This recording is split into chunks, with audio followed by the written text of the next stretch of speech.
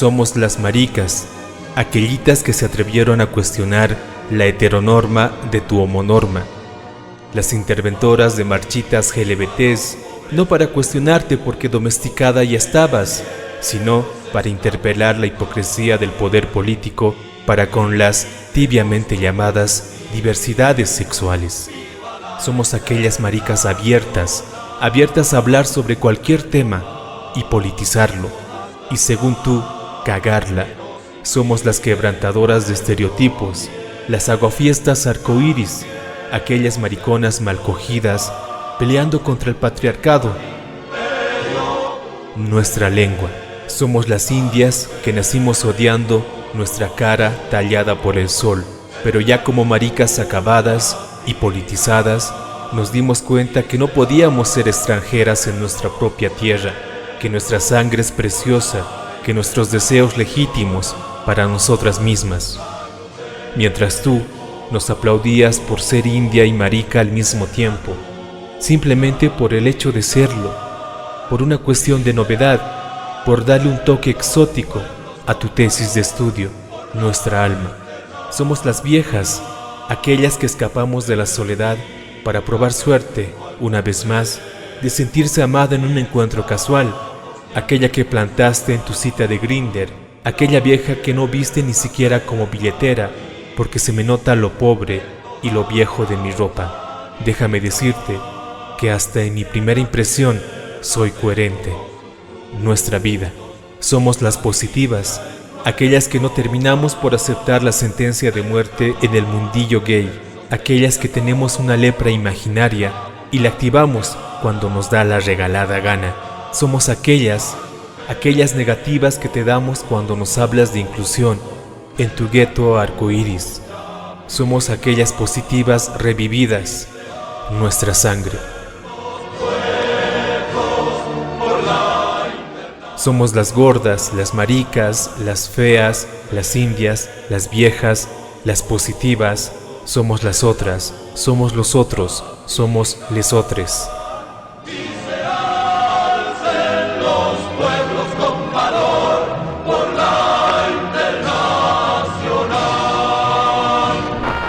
De perlas y cicatrices. De perlas y cicatrices. Anuario Marica 2020.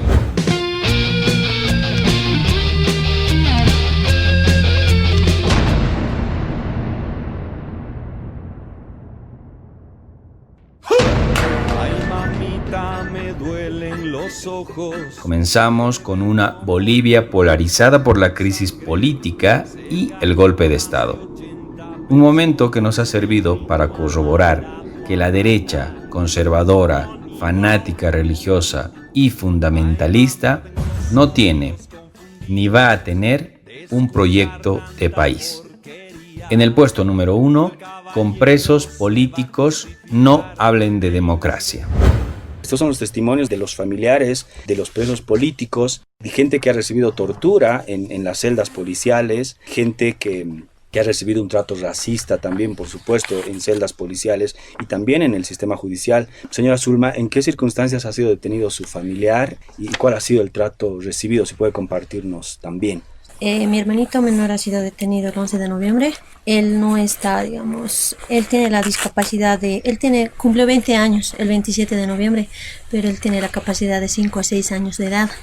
Él no recuerda nada. Cuando le detuvieron a él, estaba desaparecido como una semana, que toda mi familia hemos empezado a buscar por todo lado. No sabíamos dónde estaba, no nos ha comunicado nada. Cuando le he encontrado de una semana, incluso ya había tenido una audiencia con defensa pública, le habían dado abogada, defensa pública, y ella me contacta, la directora del centro me dice: tienes que hablar con esa abogada que estaba, ya ha tenido tu hermanito su audiencia, me dijo. Le contacté, le busqué por 2 días, me dijo tal lugar, nada, tal hora, nada, mañana, nada. He perdido mi tiempo en esos días caminando. Y al último me molesta, le dije: ¿sabes qué, doctorita? Estoy perdiendo el tiempo, ¿qué necesito para hacer? Quiero que me digas. Y me dijo: lo único que tienes que hacer es que tu hermano acepte la culpabilidad, que diga que yo he hecho y que firme, que acepte la culpa, y así va a ser más fácil. Vamos a hacer un trámite de 2 semanas, lo vamos a transferir acá a la UMA, sí. Y nosotros también por fuera estábamos igual. Fiscalía, juzgados nos trataban igual mal. Nos han tratado mal. Los policías del centro mismo me dijeron a mí, ¿por qué vienes aquí? ¿Por qué le dejas cosas? Aquí no están de paseo. Esto no es paseo, no lo puedes dejar. Pero ellos no estaban comiendo. Incluso en esos momentos no había gas. No había muchas cosas. Muchos sabemos que no había. Y en ese centro no había para comer. Y tenía que llevarlo yo su comida sí o sí. Así iba a pie con mis ampollas en los pies. Pero llegaba a darle de comer a mi hermanito. Porque es un inocente. Incluso no me dejaban de entrar. Y yo me he peleado unas 2 veces. Primeras veces yo le aguantaba. ¿Por qué? Por temor de que me lo van a maltratar más a mi hermanito adentro. Incluso me le he encontrado a mi hermanito orinando sangre. Y hasta ahora tiene dolor de la espalda, dolor de la cabeza. Tiene un temor a la agua. No quiere bañarse, no quiere tocar el agua. Porque es que lo echaban con agua, lo golpeaban, lo gasificaban, lo encerraban, lo gasificaban. ¿Unas botellas rotas de vidrio valen más que una vida humana? Sí. La vida de una mujer trans no vale más que cristales rotos. Después de acudir a 3 hospitales, por fin Litzy Hurtado, toda desangrada, parece descansar en una silla de ruedas en la sala de espera, mientras su hermana y amigas, desesperadas, rogaban por atención médica para salvar la vida de Litzy. Pero ella ya estaba muerta. En el puesto 2, la ley se consigue con sangre. Asesinatos a mujeres trans en el Alto. Para eso nos encontramos con invitadas especiales. Está con nosotros y con nosotras Davinia Hurtado. Davinia es la hermana de Litzy Hurtado, una compañera trans asesinada en diciembre del año 2018. Davinia, bienvenida a Nación Marica. Gracias, igualmente. Fue dentro de la discoteca, ya cuando pasó todo esto. A mi hermana la asesinaron con un desatornillador, y a mí me agredieron con un cuchillo. Una punzada certera al corazón, y que donde creo que estuvo 2 o 3 minutos ahí ella con vida, y fue rápida su muerte. Yo reacciono ya cuando estaba en el baño. Ahí me llevaron, me arrastraron, y que yo que sepa, ella quería defenderme a mí, quería auxiliarme donde a ella la apuñalan. Yo reacciono en el baño, donde me sacan. Yo no recuerdo más nada lo que pasó. Y tuvimos como media hora ahí encerradas en ese boliche donde no nos dejaban salir para que paguemos las botellas, los vidrios. Y a ellos le hicieron escapar antes.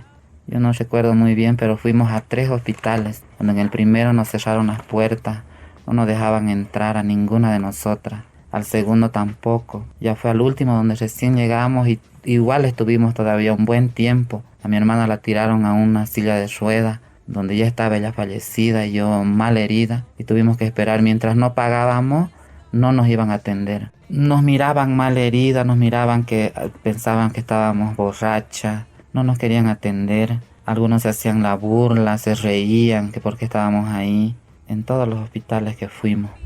La lucha feminista siempre ha estado a la vanguardia de la lucha por los derechos humanos. Hoy en día, no es posible pensar la lucha de maricas, machorras y trabas sin la lucha feminista. No solo por la transversalidad, sino por la coherencia de estas luchas históricas. Luchas donde, por supuesto, nos encontramos con las compañeras. En el puesto número 3, mujeres feministas y trabajadoras en alerta el 8M. Somos la articulación de mujeres feministas, pluridiversas, y estamos aquí tomando el espacio de Nación Marica. Conmemoración al Día Internacional de la Mujer Trabajadora. Tomamos nuevamente las calles y desde Bolivia nos unimos a la huelga internacional de mujeres contra el capitalismo que nos explota, el patriarcado y el machismo que nos asesinan, las iglesias que nos violan y el racismo que nos humilla. El neoliberalismo nació en Chile y morirá en Chile. En el puesto 4, la caída del neoliberalismo. Maricas en pie de lucha. Y nos encontramos hoy con un invitado especial. Nos encontramos con Juan Pablo Sutherland. Juan Pablo es activista marica, es chileno, es académico, es escritor, es autor de los libros Ángeles Negros, del libro Nación Marica. Y por otra parte, la violencia con que ha actuado el Estado en contra de las manifestaciones ha sido brutal. Lo bello de todo esto que está pasando, fuera del tema, digamos, de la violación sistemática de los derechos humanos que ya ha sido comprobada por distintos organismos internacionales, la gente por fin se ha dado cuenta que ha vivido en una especie de burbuja neoliberal, pero que en realidad esa burbuja ya está haciendo aguas porque finalmente la gente no puede seguir viviendo como ha vivido los últimos 30 años. El alza del metro, que eran 30 pesos, hay una consigna en Chile que dice: no son 30 pesos, son 30 años. Chile ha estado de alguna manera sobreviviendo con un modelo que finalmente es un modelo que le ofrece riquezas pero al 1% y a la élite chilena. Es que este movimiento también ha politizado a las maricas, ha politizado también al movimiento gay, en el sentido de que finalmente yo, cuando mando la columna a Página 12 en Buenos Aires, yo salgo con un cartel que dice: maricas contra el capital, ¿no? Maricas contra el capitalismo, en pleno barrio gay de Santiago, ahí en Bellas Artes con José Miguel Lavarra. Y lo que puse en la nota era que no se equivocaran los que creían que finalmente las maricas no cuestionábamos el modelo neoliberal, que las cuestionábamos desde siempre, que habíamos grupos, o sea, lo que ha pasado en Chile para nosotros no es novedad. Nosotros siempre hemos criticado el modelo neoliberal que hay en Chile. Lo que pasa es que ahora la sociedad entera se ha dado cuenta, digamos, de lo que significa el modelo y que ya no pueden resistir en su propia vida, en su propia familia. Las poblaciones en situación de precariedad económica y laboral han enfrentado un estado de supervivencia durante la cuarentena. La sola condición de ser mujer trans y trabajadora sexual coloca a estas personas en una situación de resistencia permanente ante una sociedad indiferente. Peor aún en tiempos de cuarentena. En el puesto número 5, resistencia trans, sobreviviendo a la cuarentena. Estamos con Laura Libertad Álvarez Molinedo. Laura es integrante del colectivo OTRAF, la organización de travestis, transgéneros y transexuales femeninas de Bolivia. Estamos siendo obedientes, ¿no? Pero sin embargo ya nos está haciendo falta el alimento en nuestra casa, ¿no? Ya no tengo ese arrocito, ese pancito, ese fideo, ya no tengo. Y no tengo con qué comprar más, porque me han mandado a aislar y pues ya no puedo trabajar. ¿Quién me va a quedar a hacer? ¿Seguir aislada, seguir resistiendo desde mi confinamiento y cuarentena? Entonces, o salgo nomás a trabajar. Me choco contra el policía, contra la institucionalidad, contra el gobierno y contra la misma sanidad pública, y voy a justificar mi existencia antes que una medida sanitaria. Va a ser algo tan contradictorio, tan atentatorio, que hasta yo misma voy a tener que poner en riesgo mi salud. Pero caramba, la historia me dice que yo ya he puesto en riesgo mi salud. No he necesitado de un coronavirus para que me aíslen, para que la sociedad sea indiferente a mi realidad. Ya estamos acostumbradas a esto, sin necesidad de que haya un virus. La hemos pasado a través de la historia bien duras. Tenemos que luchar cada día contra ese abandono y la indiferencia social. Entonces ya está en nuestros cuerpos esa realidad. Lamentablemente es así, y eso ha generado de que aprendamos a combatir, a luchar y sobre todo a resistir, porque no me voy a dejar morir. No me he dejado morir por el virus de la indiferencia, menos me voy a dejar morir por un virus que nunca he visto. Los estados transfóbicos, como el peruano, han encontrado en la cuarentena una oportunidad de desplegar su transodio histórico a título de quédate en casa. En el puesto 6, la peruanidad transfóbica en tiempos de cuarentena. Desde Lima, Perú, nos encontramos con Anticucha. También se autodenomina como Polisha. Es una activista, es una travesti, marica, no binaria, subversiva. Es de Lima, Perú. Si bien es cierto, el presidente mencionó en su discurso al hablar el mensaje de la nación, él mencionó la palabra homofobia como algo que se refería justamente a que no iba a permitirse ningún tipo de discriminación en la aplicación de estas medidas. Entonces él mencionó que ellas y ellos deberían ser tratadas como se ven. Pero aquí justamente está el problema, porque si bien es cierto en el discurso el presidente habló de eso, y muchas de hecho personas trans utilizaban eso como argumento para defenderse de los ataques las agresiones discriminatorias de las fuerzas del orden, estas personas se dejaban llevar por un tema de DNI, ¿no? Por un tema de qué sexo y qué nombre dice en ese documento nacional de identidad. Y justamente al existir una mayoría de población trans en Lima y en el Perú que no tramita su cambio de identidad, que cuesta bastante dinero y que te toma bastante tiempo al Estado peruano, si no haces eso y no cambias tu DNI, obviamente vas a tener que enfrentar el tema de no reconocimiento de tu identidad de parte del Estado. ¿Y cómo se traduce esto en la cuarentena? Bueno, pues no existe un marco legal que respete la identidad de género de las personas trans, y eso quiere decir que el discurso del presidente en la práctica es una letra muerta, porque da paso a que la Policía Nacional y las Fuerzas Armadas, que son los que supuestamente tienen que aplicar las medidas, sean ellos quienes bajo sus prejuicios transfóbicos fiscalicen o corroboren quiénes son mujeres y quiénes son hombres. Argentina es uno de los países donde el racismo y el clasismo aflora entre sus conciudadanos y conciudadanas. Y quienes se llevan la peor parte son las personas migrantes de origen indígena y de escasos recursos económicos. ¿A qué precariedad se exponen en tiempos de desigualdades sociales? En el puesto número 7, la Argentina de las desigualdades en tiempos de cuarentena. Queremos darle la bienvenida a Maximiliano Mamani, querida Bartolina. Es interesante pensar cómo las fuerzas represivas tienen ya un cuerpo, unas identidades a las cuales van a violentar, a someter, a maltratar, ¿no? Y esto está muy ligado también a las tradiciones del Estado-Nación en cuanto a la construcción de ciudadanía, ¿no? El Estado-Nación argentino construye un estereotipo del ciudadano argentino para dejar en claro también qué está lo de afuera, ¿no? Al definir una ciudadanía te permite definir cuál no es un ciudadano y por ende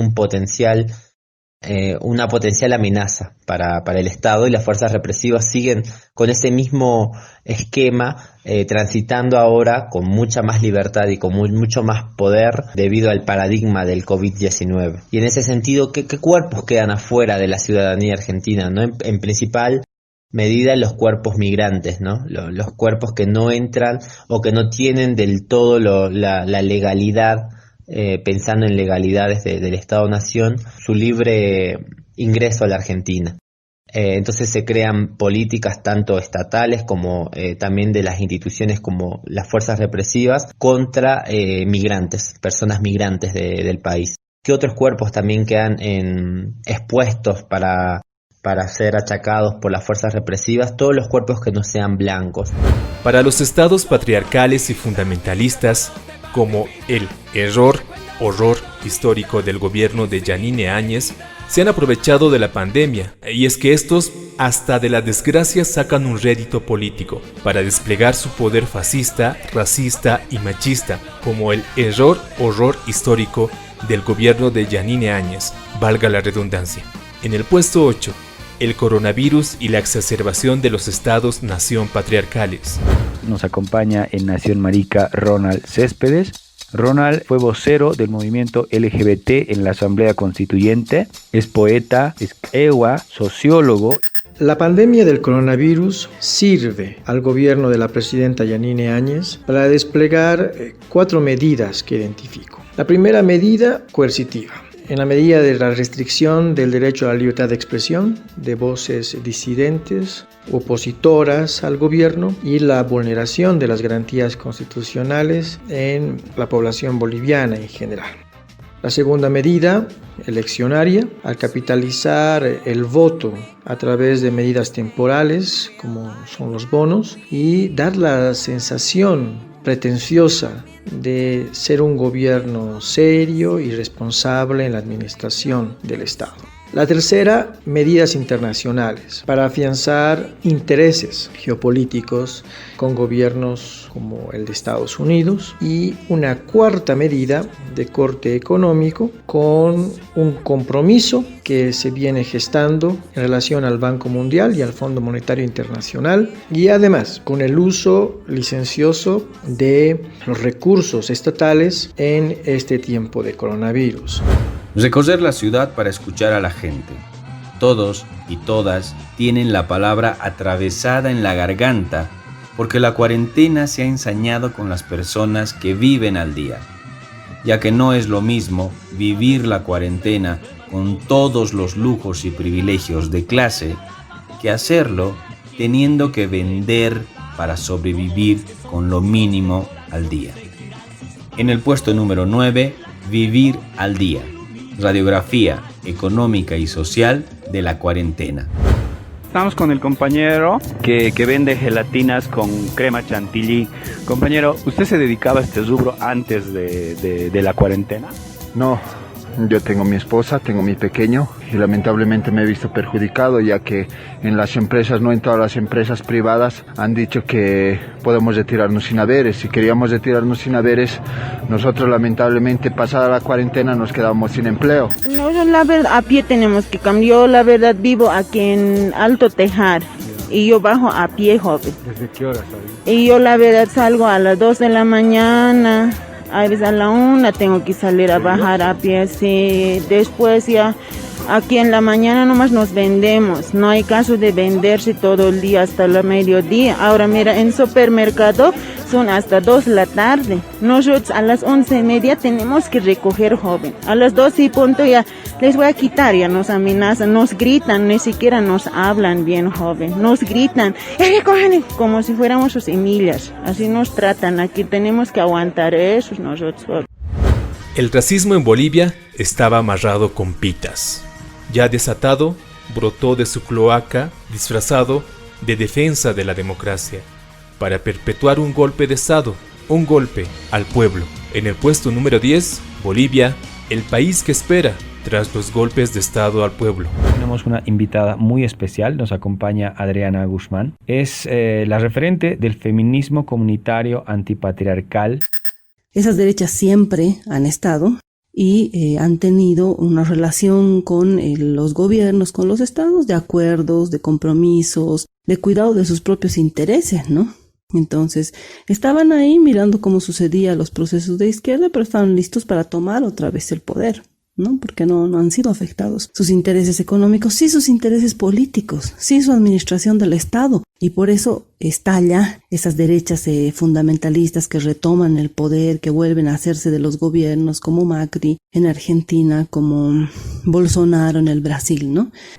Bueno, en Bolivia el golpe al pueblo, porque ha sido primero un golpe al pueblo, un golpe racista, un golpe fascista, que ha terminado en un golpe de Estado, ¿no? Entonces ahí hay que ver también las lógicas del poder. O sea, no bastaba con tomar el Estado, no bastaba con que los militares entren, lo saquen al Evo y punto. Tenía que haber un disciplinamiento del pueblo, de las organizaciones sociales, del trópico, de las mujeres en Cochabamba, de las mujeres de Polleraquí, del Alto, porque el poder de quienes estaban ahí en la casa del pueblo, en el palacio de gobierno, residía en esas organizaciones y en esos territorios. Entonces creo que también hay que repensar nuestra forma de entender los golpes de Estado, ¿no? No solamente se estaba discutiendo el poder del gobierno, el poder de la administración del Estado, se estaba discutiendo realmente el poder en la calle, el poder de decidir quién eres, qué haces, dónde trabajas, cómo te reconoces, cómo enfrentas finalmente el racismo, ¿no? Cómo piensas en lógicas distintas al capitalismo. Tenía que haber un escarmiento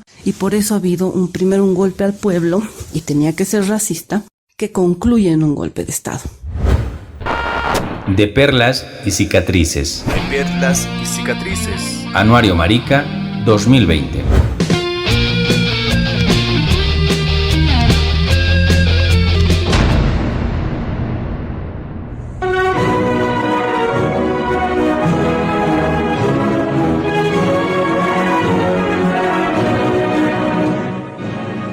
No soy Pasolini pidiendo explicaciones. No soy Ginsberg expulsado de Cuba. No soy un marica disfrazado de poeta. No necesito disfraz. Aquí está mi cara. Hablo por mi diferencia, defiendo lo que soy.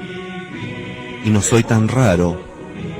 Me apesta la injusticia y sospecho de esta cueca democrática. Pero no me hable del proletariado, porque ser pobre y maricón es peor. Hay que ser ácido para soportarlo. Es darle un rodeo a los machitos de la esquina. Es un padre que te odia porque al hijo se le dobla la patita. Es tener una madre de manos tajeadas por el cloro, envejecidas de limpieza, acunándote de enfermo, por malas costumbres, por mala suerte, como la dictadura, peor que la dictadura, porque la dictadura pasa y viene la democracia y detrásito el socialismo, y entonces, ¿qué harán con nosotros, compañero? ¿Nos amarrarán de las trenzas en fardos con destino auxiliario cubano? ¿Nos meterán en algún tren de ninguna parte, como en el barco del general Ibáñez, donde aprendimos a nadar, pero ninguno llegó a la costa? Por eso Valparaíso apagó sus luces rojas, por eso las casas de Caramba le brindaron una lágrima negra a los colizas comidos por las jaivas, ese año que la Comisión de Derechos Humanos no recuerda. Por eso, compañero, le pregunto, ¿existe aún el tren siberiano de la propaganda reaccionaria? Ese tren que pasa por sus pupilas cuando mi voz se pone demasiado dulce.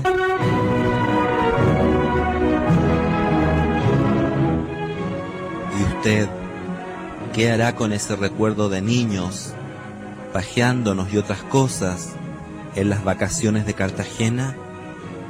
¿El futuro será en blanco y negro? ¿El tiempo en noche y día laboral, sin ambigüedades?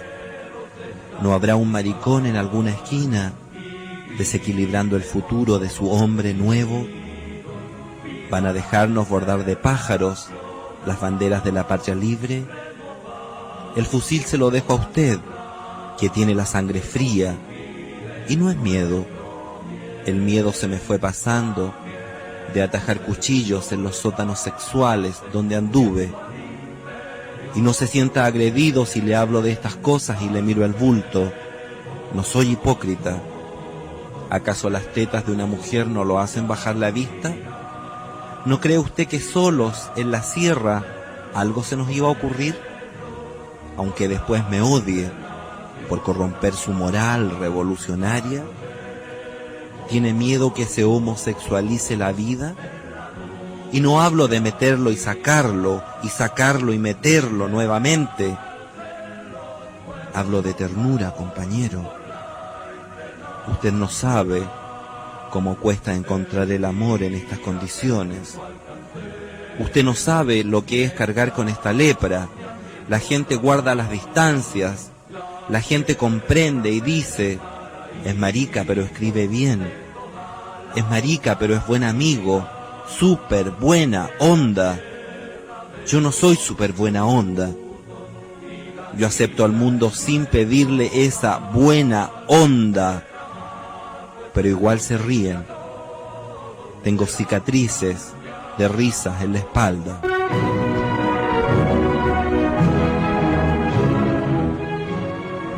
Usted cree que pienso con el poto y que al primer parrillazo de la CNI lo iba a soltar todo. No sabe que la hombría nunca la aprendí en los cuarteles. Mi hombría me la enseñó la noche, detrás de un poste.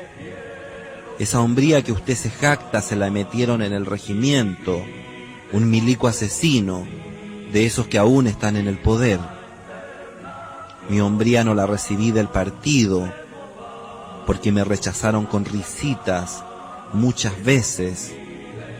Mi hombría la aprendí participando en la dura de esos años, y se rieron de mi voz amariconada, gritando, y va a caer, y va a caer.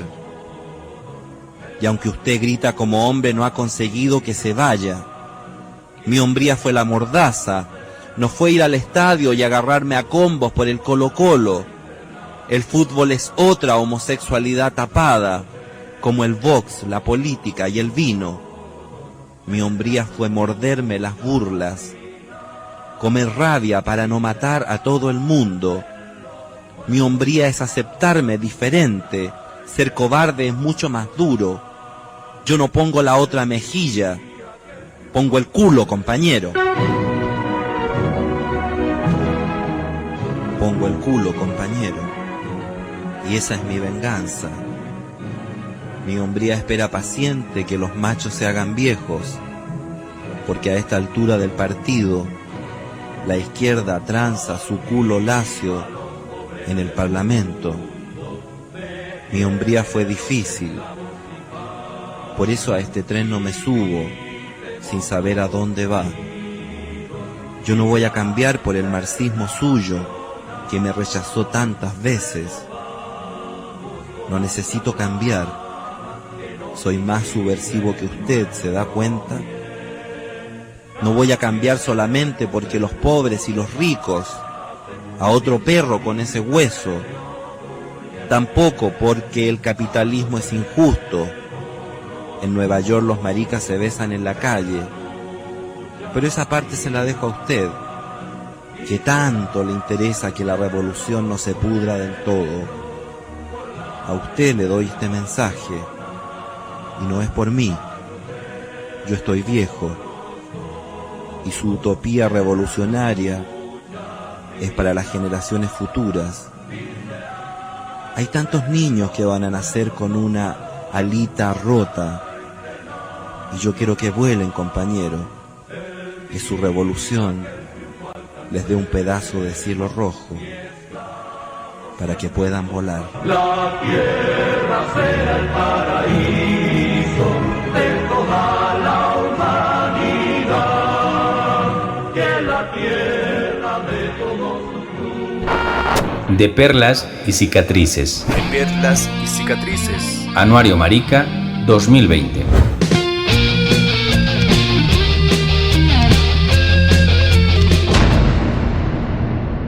El gobierno de facto no solo ha demostrado incapacidad en el mando del país, sino también ha demostrado ignorancia absoluta a la hora de plantear y replantear la educación en Bolivia.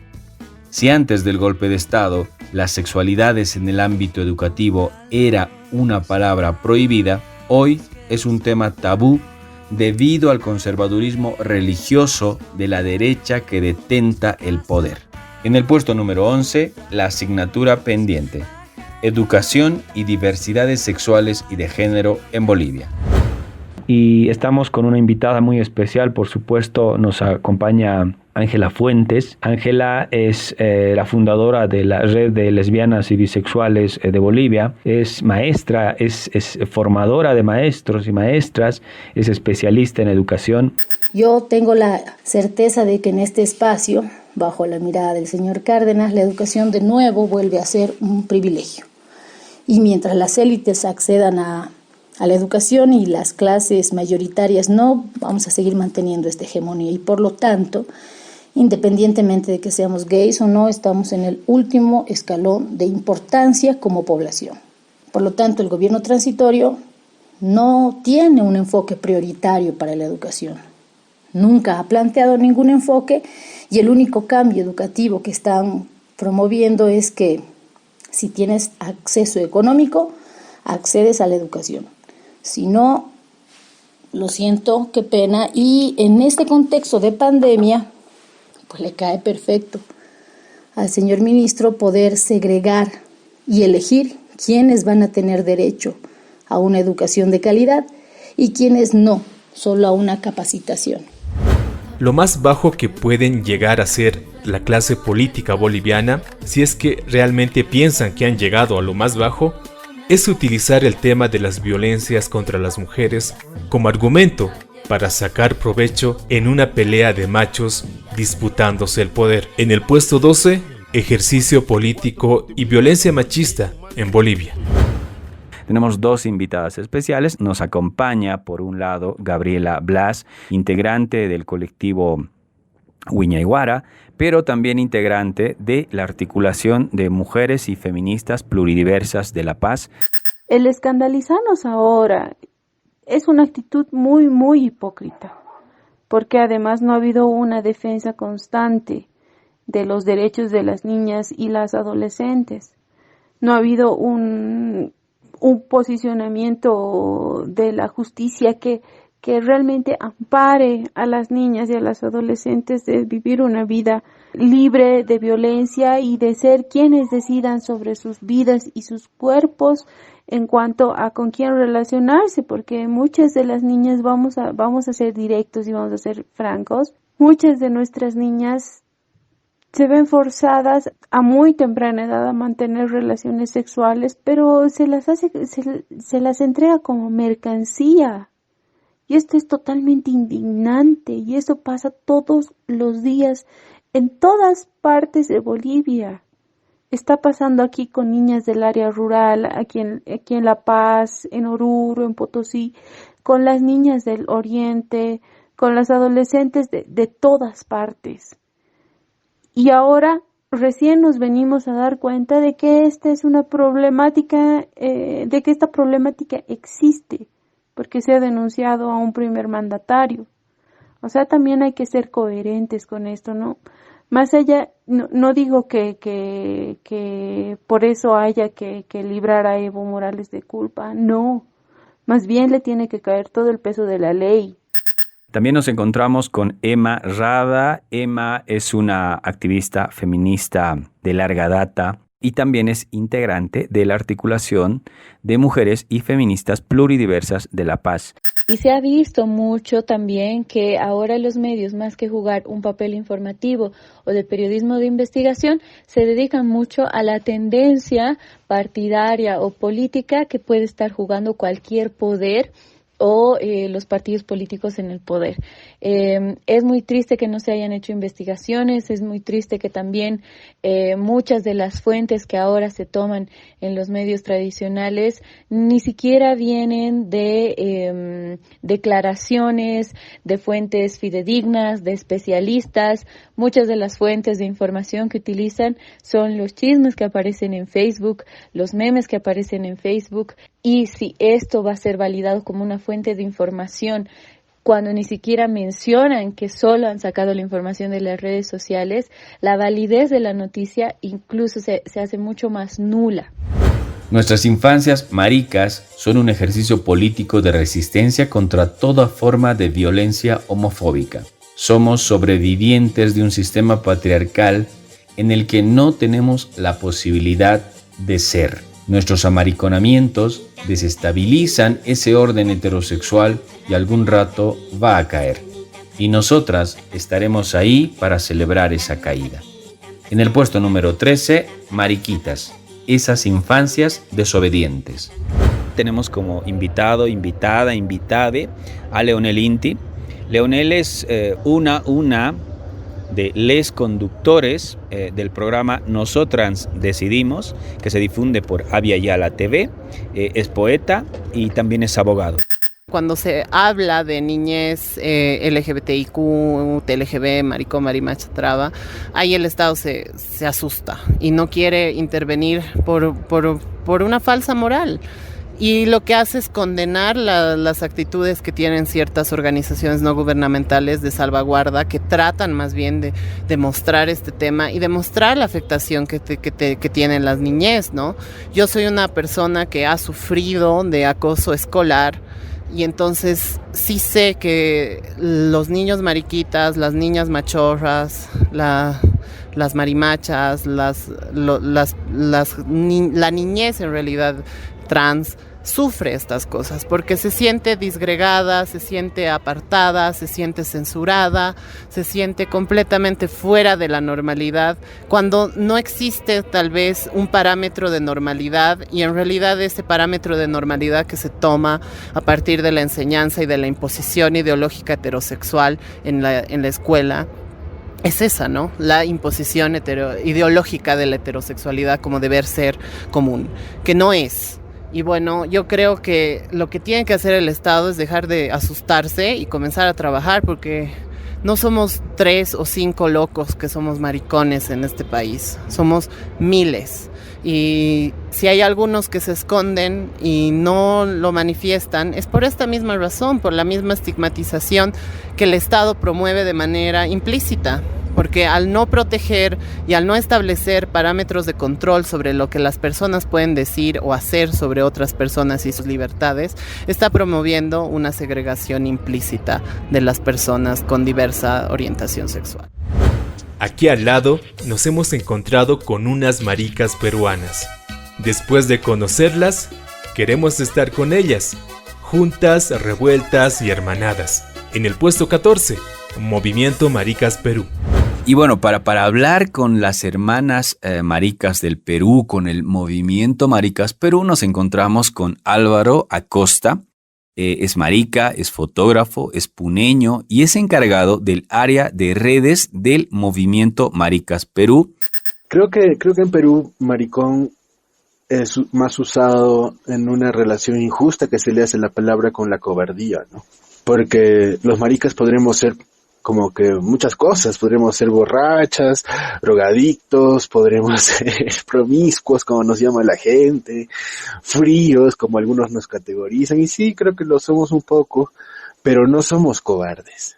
O sea, lo último que somos es cobardes, porque para ser maricón uno tiene que tener mucho valor de enfrentar a todas estas situaciones, ¿no? Uno requiere de valentía para asumirse como tal de forma pública o en la familia o con uno mismo incluso, ¿no? Entonces, acá se relaciona de esa forma, ¿no?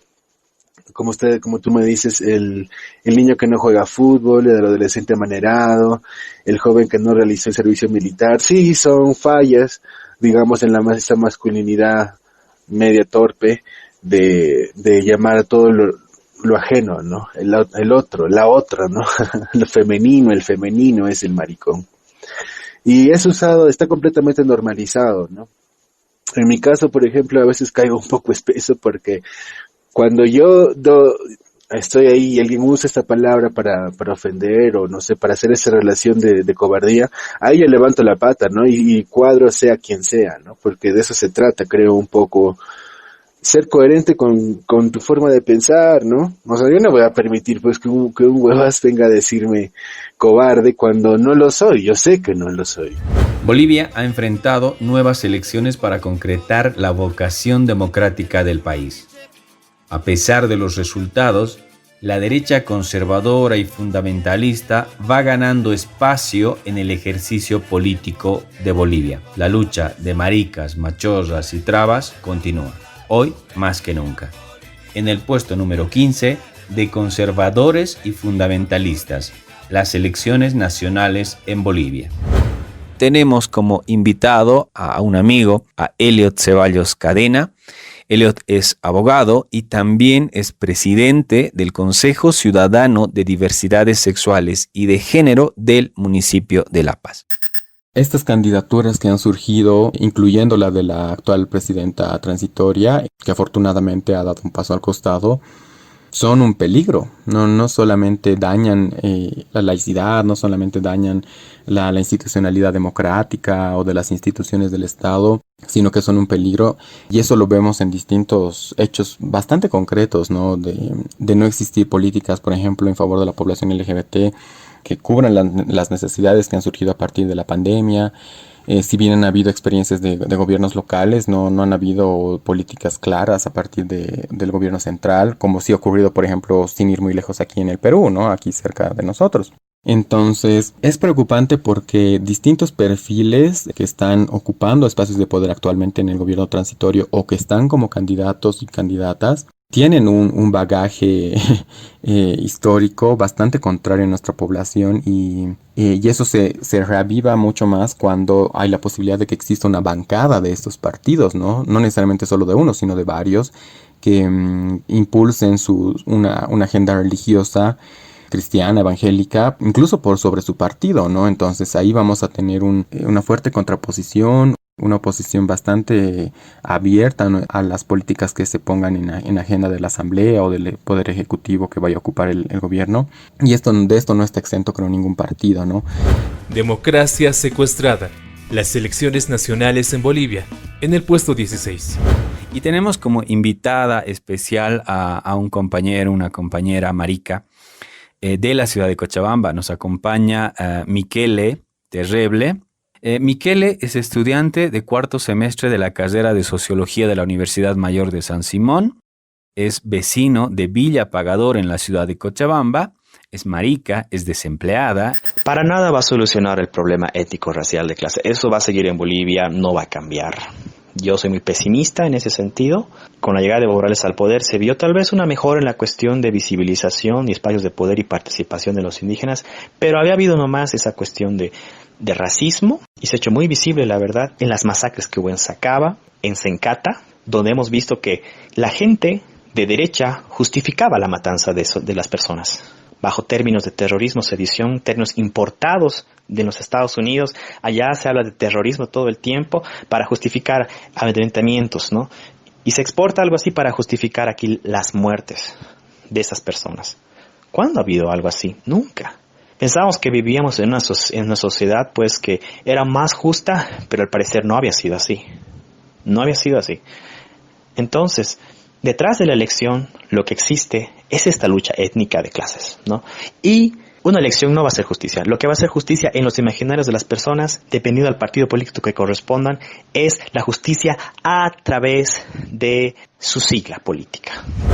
Han asesinado a una compañera trans y el mundo continúa su cauce. La vida de las compañeras trans es la más violentada en este país y no parece importarle a la sociedad. Solo las otras compañeras trans entienden de estas muertes, porque su lucha no es activismo, es una lucha de vida o muerte. En el puesto número 17, morir por ser mujer trans en la ciudad del Alto. Y estamos hoy con Stephanie Laura Brito. Stephanie es una compañera activista de la ciudad del Alto y también es integrante de OTRAF. La apuñalaron con tan solo 19 años ella teniendo, le mataron todo, su meta, su sueño, con 19 apuñaladas también. En ese hostal no hubo seguridad porque en el cuerpo estaba marcado, había varias marcas en los brazos, tenía cortadura en las muñecas, ha forcejeado ella. Y en el hostal nadie sabe nada. Nos acompaña la compañera Luna Charlotte Humérez Aquino. Luna es presidenta de OTRAF Bolivia, la organización de travestis, transexuales y transgéneros femeninas de Bolivia. La familia de Gabriela se ha mantenido muy al margen de todo, del asesinato, de las investigaciones, de los medios de comunicación e incluso de nosotras como organizaciones de defensoras de los derechos humanos. Las familias no quieren hacer el seguimiento, ni siquiera asumir la denuncia. Nuestras infancias maricas, marimachas y trabas han estado dibujadas por violencias, pero coloreadas con resiliencia, resistencia y rebeldía. En el puesto 18, Mariquitas, la rebeldía de las infancias lésbicas. Tenemos como invitada, Romina es presidenta del colectivo TLGB de la Ciudad del Alto. Nosotros, nuestra vivencia está marcada por la violencia en la infancia, por la violencia de personas que no sabían quiénes somos y cómo poder tratarnos, pero también está marcada por estos agresores sexuales y no solamente de que seas de la diversidad, no, todos los niños ahora están expuestos a diversos peligros, pero nadie hace nada. O sea, cuando ven la noticia de dos parejas, o sea, gay, lesbianas, o una pareja que anuncian su amor, es el escándalo, es el fin del mundo, es el fin de los tiempos. Se sacan las vestiduras, hablan comentarios muy hirientes diciéndonos la muerte, pero cuando salen noticias de estas violaciones, todos se quedan callados, todos guardan un silencio cómplice. Esta gente es la que debería ser repudiada, no nuestra población, porque a diferencia de ellos, nosotros solo buscamos a personas que sean o tengan la misma afinidad, orientación sexual que nosotros. En cambio, estas personas buscan a alguien inferior para satisfacer sus más bajos instintos. Y nadie les dice nada, nadie les dice monstruos, nadie les dice que deberían ir a un psiquiatra.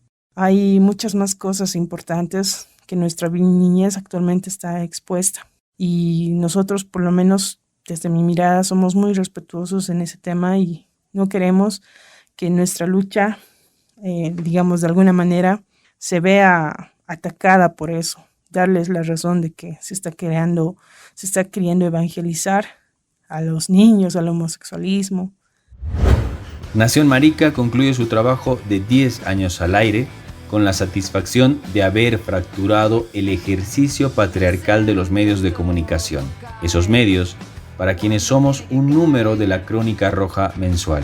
Nuestro trabajo viene a interpelar la homo, lesbo, transfobia implícita en este ejercicio. En el puesto número 19, Nación Marica, en la emisora de la libre expresión. Para este programa nos acompaña una invitada muy especial. Nos acompaña Jenny Marca. Jenny es la directora de Radio Líder 97.0 FM. Básicamente, pues vimos que ustedes, más que hacer escuchar voces de protesta, enseñaban a la gente, ¿no? Enseñaban a entender lo que verdaderamente puede sentir una persona y cómo puedes hacer sentir de mal cuando tú no conoces los verdaderos hechos que podrían haber llevado a una simple causa, que puede ser mañana tu hija, tu hijo, tu sobrino, tu hermano. O sea, no puedes tú tildar y decir de hecho, no, pero esos, no te juntes con esos maricones o no te juntes con esas lesbianas, sino igualito va a ser. Creo que eso depende de cada uno y creo que ustedes más que todo han educado este tiempo. Entonces, ¿por qué deshacernos de un programa que enseña tanto? Que enseña a los niños, que enseña a la gente, que enseña a los adultos a tratar por igual, porque estamos viendo y hemos visto a lo largo de estos años que muchas lesbianas, muchos gays se han quitado la vida, ¿no? Por estas cosas que hay en la sociedad, por estas situaciones, y se pierde así las vidas cuando no estamos entendiendo el verdadero valor y lo personas que son. Y pueden ser más inteligentes, menos inteligentes que otros, pero realmente están enfocados en lo que es y el mensaje que quieren dar a la población. Entonces creo que por eso hemos tomado la decisión y firmeza de mostrarle sin miedo al gobernador la programación de la radio, porque bueno, se ha hecho evaluación de cada uno de los programas, ¿no? Una vez se has asumido también, o por decir, no, mejor no le pongo esto, por ahí el gobernador se molesta, ¿no? De qué está haciendo un programa así, no, directo y de frente, ¿no? Entonces, eso es lo que se ha hecho, ¿no? Y también había respaldo de decir, ¿y por qué este programa se va a mantener? Si es que preguntaba, ¿no? Por esto, porque se educa, se enseña a la gente a cómo es que uno también puede pensar distinto y demás, ¿no? La colonización trajo consigo, entre otros males, la heteronorma como forma de entendimiento de la vida. Esta violencia hacia los indígenas aymaras, en este caso, se tradujo en el Chachahuarmi, y asimismo, convirtiéndose como la reserva moral en estos tiempos apocalípticos, donde las maricas nos atrevemos a existir al interior de las comunidades indígenas. En el puesto número 12, comunidades indígenas, la reserva moral del mundo. Nos encontramos con Carlos Macusaya. Carlos es indianista, es integrante del grupo Hicha y también es egresado de la carrera de comunicación social. Se les pregunta sobre el Chachahuarmi y las personas en el área rural, autoridades indígenas, pueden, digamos, negar eso como algo ajeno, externo, que no sé. Sin embargo, yo diría, sería trabajo de campo, eso no sé, hasta parece gracioso, ¿no? Hay que ir a las fiestas cuando están farreando, en una entrada. Ahí vamos a ver sus propios problemas internos, más allá de esa manera idealizada de presentarse, y seguramente ahí van a aparecer. O si no, entre ellos se van a mencionar, ¿te acuerdas del tanto? Sí, el chizo, el maricón, allá. Y ahí va a decir, no, pues, que no es que aquí no hay. Otra cosa es que cuando se trata de hablar el tema no lo quieren mencionar y usan como ciertos pretextos impuestos ideológicamente para presentarse. De perlas y cicatrices. Anuario Marica 2020.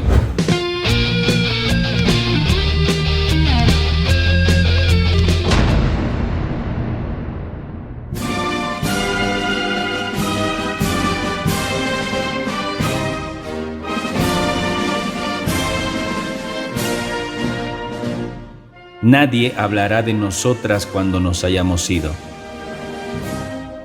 Cuando nos hayamos ido nos llevaremos la angustia. Ritual malagüero, donde se rinden nuestras bocas obscenas, invadidas de penitencias repitiendo sus impropios nombres, intentando descifrar el sentido de los mismos en el erial al que estaban destinadas para perecer en el silencio lacrimoso, y consagrando al impulso de la palabra, revoltijo de deseos en el río misterioso, el laberinto de las soledades que acompaña la terquedad de los gritos amariconados. Cuando nos hayamos ido, las pulsiones de muerte desplegarán heridas sobre nuestras lenguas sinuosas, desbordando los límites de la extrañeza humana. Rajadura en el ojo de su materia.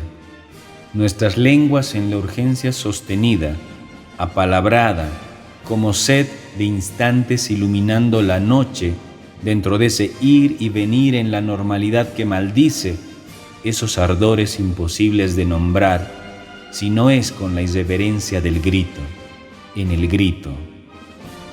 Cuando nos hayamos ido, recobraremos el desaliento, la expresión horrorosa como recuerdo de un tiempo donde se asoman los cadáveres, no sabiendo de la tristeza.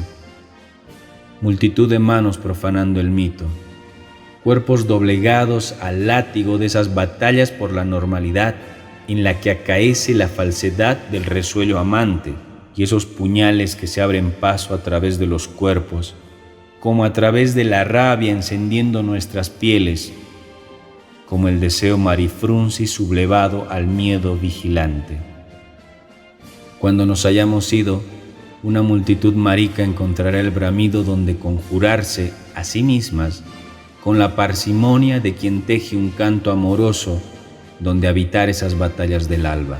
Cuando nos hayamos ido y nadie hable de nosotras, recordaremos el exceso de nuestras bocas, el deseo orcochi, la herida traba, el escarnio causa y la mala palabra, haciéndose grito en nuestros adentros. La tierra será el paraíso de toda la humanidad, que la tierra de todos sus frutos y la dicha en nuestro hogar. El trabajo es el sostén que a todos de la abundancia